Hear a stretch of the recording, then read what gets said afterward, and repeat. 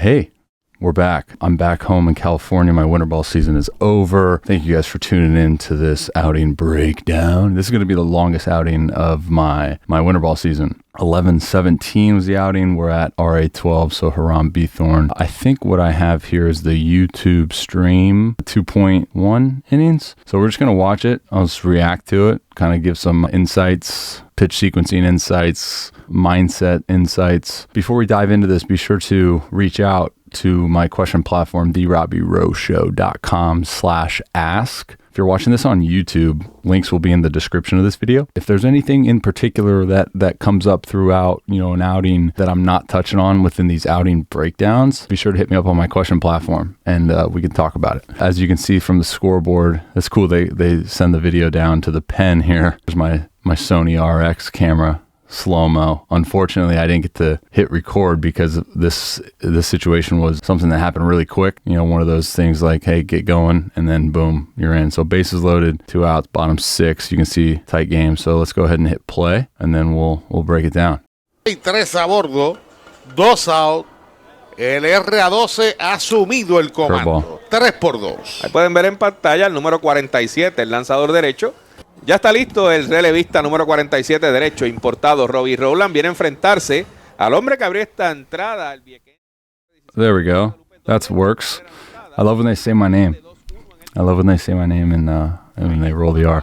So again, look at the situation, right? So like bottom 6, they're up by 2, bases chucked, 2 outs. Any bullpen guy got to do in this particular situation is come in with your best stuff. There's no time to fiddle around. There's no time to, work a count and get all mental about a sequence. It's come in and throw your best stuff out there, even if the situation is something where it's like you're feeling that you might be going out there for multiple innings and eating up some innings. I think in this 6th inning, there might have been 2 pitching changes. It's a long inning. I think they scored 4 runs. I believe Daryl Thompson started for us this game. I believe he went 5 scoreless. As a bullpen guy coming into this situation, don't be fancy. Come in. What's your best stuff? Attack, right? So let's see what we do. I think I freaking walk him. Sucks. So first pitch, F'd it up. That's great. What do we got? The stirrup look to me is absolutely freaking flawless, but everyone bags on it. Drop down. Also, we got a radar gun. We got 2 radar guns in the stands right there. Tip for kids going to showcases and playing in games that have scouts in them. They'll typically sit in the rows or in the seats closest to the little row.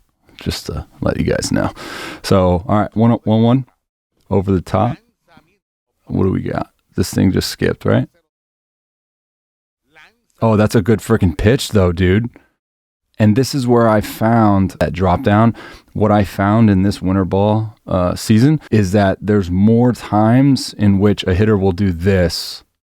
I mean, that's a down pitch. It's a good take. I don't think he's going to do much. This is one of those instances where it's like, it's a really good pitcher's pitch, but like the hitter's brain automatically goes, we can't hit that. Like we're not engaging, right? But what I was saying was, in this Winterball season, the typical reaction that I would get when I was constantly deviating arm angles, I think this guy's taking a video to tag me on Instagram. Much love, my man.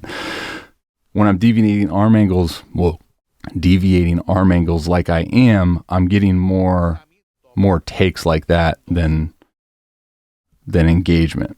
And I freaking another hard part about the 3 slots, guys, is the constant deviation in footing too, man. Like coming down here, the footing is so different that sometimes I'll land in like the far left hole, and then it'll just totally jet. Look at this.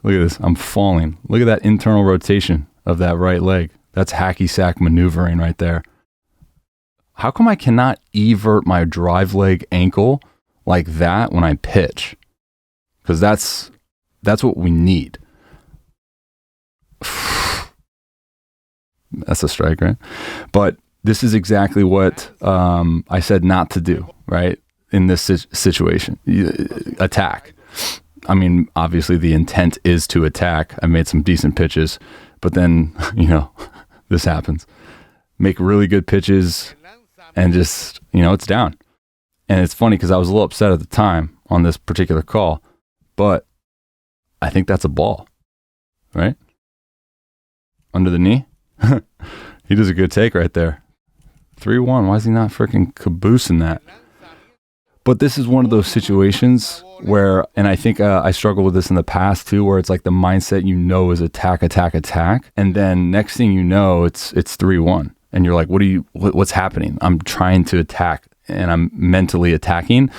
And there's such a fine line between like, man, I'm making really good pitches that they're just laying off versus, am I making those pitches the way they are because I don't want to get hit and I don't want to fall victim of a bases clearing double, right? So those are always things that you got to have in the back of your head. And I think it comes with so much internal conviction and confidence knowing that if I throw it in the strike zone, it's going to be okay. I can throw it in the strike zone and be okay. And I think that's something that's hindered my career as a whole is that I've gotten passive in the strike zone and I've shaded more towards like making these corner pitches. Credit the hitters, typically I talk about when guys come up to the dish and there's ducks on the pond and it's RBI opportunity, hitters get selfish and they'll swing at pitchers' pitches and not do damage because they're over anxious. But that guy did a really good job. So we're in the same situation. Start him off with a little breaking ball and now we're 0-1. I tried to do that last AB and I just shanked it. So now we're 0-1.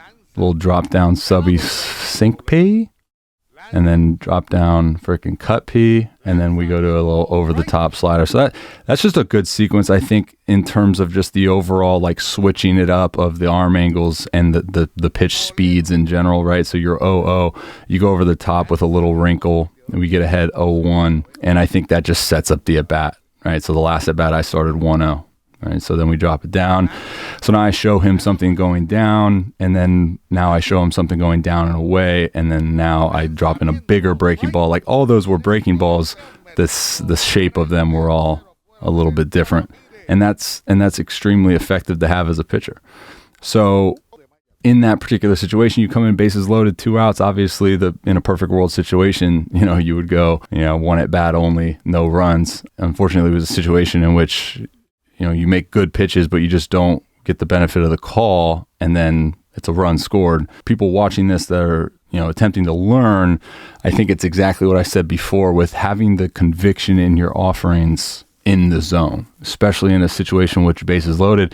Good hitters are going to know that you have to come to them. And I think it's on us as pitchers to know which guys are going to be the guys that are over anxious and get themselves out versus which guys are, going to be more patient in those situations where they're going to take the 1-0, they're going to take the 2-0, they're going to take the 3-1. And it always helps as a pitcher knowing what hitters' tendencies are because it kind of can set your sequencing up. All right. So clean inning. Now we're back out there. Bottom 7. Boom. Subby little hee-ha. That was the biggest hindrance, I think, from my experience in winter ball right there. I mean, those are some pretty good sliders, but I think the issue is this pitch. So this 0-1 here, you can see my index finger. It's spiked. This is that 3/4 sweeper curveball. It's really good. I'm telling you guys, it's really good. I struggled with the landing of it, right? So you can tell just by the 3 slots that this is one of those things that I'm struggling with setting of the sights, especially with a righty. I'm setting sights more middle, and it's cutting, or it's catching and going, but it's going late, right? And I think that was one of those pitches that if I would have gotten down in terms of like the execution, consistent execution of that pitch throughout the whole winter ball season, if I would have had that, I think that's what opens up a lot more opportunities for strikeouts. But now I throw the over the top one, and it's a different look, cutting away from a little bit more, and now I drop it down. Those aren't the spike ones. Those are more the harder sliders, so I'm not spiking it. The spike, to me, allows for a little bit tighter spin. So my SVR, spin velo ratio, will go up, but the speed will go down. So it's a different look. But that's just a little fuzz pig. Huh? That's funny. Always have fun, man. Always have fun out there. It's a game. It's a game you've been having fun since freaking Little League with, so it's always important, especially for me, knowing that I'm somebody that needs to have fun. That's a good pitch, man. It's a good AB, little Volk P. Drop it down, little cut P, and then he smashes that. Boom. So this is a good, A, it's a good hitter, okay? B, this is something that I figured out late. I've already done a breakdown on the outing I had after this, but I did a breakdown on this hitter coming up and me getting him out, and I'll link the video into this video. But this is the AB I was referring to in that other breakdown. I don't know why I did my breakdowns not in order, but he's a guy that I think a lot of you guys, if your pitcher's watching this, you'll face guys like this who set up, they'll stand way far off the dish, and you're like, oh, I'm just going to throw, outer third and probably get him out consistently because he can't cover that part of the dish because he's so far off the dish. But in my experience, and this isn't absolute, but in my experience, the more I face guys like this, they want to get extended. They're far off the dish because they want to use their hands and they want to get extended, and they don't want to throw it in. So this is where I kind of effed up, so to speak, in this particular outing because I did him a favor, right? Like 2-0 or 1-0, everything's away, and he can see by this at bat. Now that's a different look coming into him. But I thought this pitch, I remember throwing it in the game going, oh, that's a 2-1 backdoor freaking cutter that's going to nip the black. That's a pretty good feeling off the fingertips.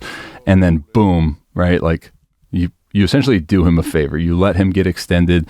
You let his lead foot dive a little bit towards the dish. You get him into a very comfortable swinging mechanics, and he gets a base hit.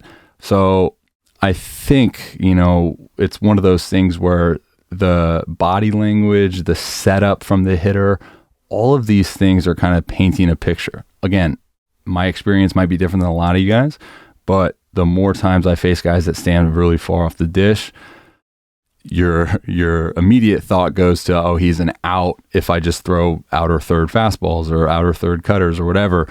But remember why they're probably doing that in the first place. But credit to him, he's a really good hitter, got his hands extended, and credit to him for staying on that pitch too. There's that pitch, that little sweeper. And I let me just pat the chest on the entire Winterball season. That's a really good pitch. It's a really good play too. You're out. Really good pitch. Broken bat, by the way. But that's a punchy that I need to get. I need to shade that up a little bit more. The reason why I didn't get a punchy here, right? I was just thinking this. This is one of those ones where the tunnel of this pitch, right, is swing the entire time because it's within his hitting tunnel, I would say, out of the hand, being that it's not necessarily a pitch that's drastically elevated, and it's not a pitch that's drastically in, because he stands right on top of the dish as opposed to homeboy at second base where he standed like far off the dish. This to me is just a contact pitch in general. Like I don't throw 95 and that's not going to beat him. So if I wanted to get this particular pitch, fastball in a subby arm slot to swing and miss, that's not going to come from in here. I think more so it's going to come from the up and away that takes off from that slot, right? So the throw and then boom, take off into this tunnel right there, as opposed to the one that stays in like the middle quadrant and then just catches and runs into the bat. Great pitch, not saying it's not, but that's not the pitch that's going to get the strikeout. The pitch that's going to get the strikeout, if I do decide to subby it or sidearm it or whatever, is going to be the one I carry up into the zone, right? And that's something I'm actually getting a pretty decent feel with as I move forward in the three slots, is the one that feels off the fingertips that's going to catch and ride versus the one that feels off the fingertips that's going to catch and like run and sink. There's a good example of that in my last outing, 12-1, where I throw a pitch and it catches and takes off up in the zone, as opposed to the one that looks like that. And those aren't two seamers either. Those are four seamers. There's that pitch again. It's really nice to have that though. I was trying to get into a habit throughout the everyone's telling the umpire that they're safe. I was trying to get in the habit in this winter ball season of obviously like the inconsistencies of slots, but then the sequencing and the tunneling of when I do throw with the same slot, right? So if I throw like overhead, pull it down, the next time I do that, I want it to tunnel off the next or the previous time I did that. This guy, this guy gives me some good freaking ABs, dude. A little change, a little Volk pay, a little drop down Volk pay, and then yeah. See, I don't have the fastball like I did a couple years back where it's consistently 95, but there was times where I could see. I think he freaking went there. Man, these are good pitches. That wasn't a frustrating at bat. I think I threw some pretty competitive pitches there. And then check this out. This is cool. I think we got a little pick pay. Watch this. I wish they stayed at this angle because they go back to the other angle. Okay, so let's give a little hold. Boom. Yes, he freaking did. Right to the fuzz. It's fun, man. It's fun. And the cool thing about throwing from 3 slots consistently is that feeling of I could throw this over to first base anyhow I see fit. And then boom, first pitch. That's the one I'm talking about, right? Like the one when I go subby, that's the one that'll catch and sink as opposed to the one. And it's funny too because I've actually kind of gravitated to using more of a 2-seam pitch to catch and go up. This is a 4-seam that catches and sinks. See how you can see it kind of the bottom of that falling out? And I think a lot of it is obviously the trajectory of the pitch, right? The trajectory of the pitch is going to tell a lot. If the trajectory comes up, it's most likely going to stay up. Trajectory comes center cut, it's most likely going to do this. But I think the biggest pieces of this outing is knowing what your stuff is when it matters most, like this situation here. Right. That was a really frustrating at bat for me because, when you look back at these pitches right here, right, in this particular situation, aside from that one, that's just so uncompetitive, pretty sure we were all right. Okay. So again, you just want competitive pitches. That's a really good competitive pitch. Credit to the hitter for not going at that. That's a really good competitive pitch. Credit to the hitter for not going. That's a decently competitive pitch, even though like the way that I throw this looks totally out of whack. This is actually where I would want some of those strikeout pitches when I drop it down. He's just doing such a good job of having an idea and having a plan in his mind that anything that comes out of a particular tunnel that's not his intentions, because he's ahead in the count. This is what changes when hitters get ahead in the count versus when pitchers get ahead in the count. He can do this, right? He can be patient. Now, if I would have thrown that first pitch a little bit more competitive and got 0-1, it's a totally different situation, right? But I didn't. And that's the contrast of that at bat versus an at bat like this, where it's first pitch, boom, I'm ahead, 0-1. All right, now we rock, right? That's the difference, man. 1-0 versus 0-1 is the biggest difference in the world if you're a pitcher.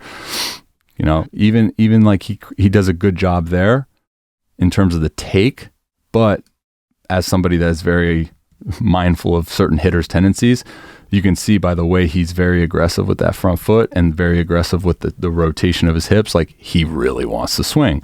So I use that against him, right? Like now I'm going to go out of the zone again. Or that's a pretty decent pitch, but now I can go out of the zone. So it's just little things like that, right? That make make the biggest difference in terms of the consistent, successful sequencing, right? And again, like I said earlier, in terms of knowing hitters' tendencies, and I know it's difficult when you play someone for the first time or whatever, you're not going to know tendencies, but body language will say a lot for hitters in terms of anxiousness versus patient, and you can attack accordingly. The stance, like I said in the breakdown with that lefty, the stance is going to say a lot. If he's far off the dish, consider he likes to get his hands extended. If he's really in tight, right, say he wants the ball in, right? He's a quick twitch guy, wants the ball in. There's a lot that we can always pick a piece or pick apart from hitters, but there's always that fine line, right?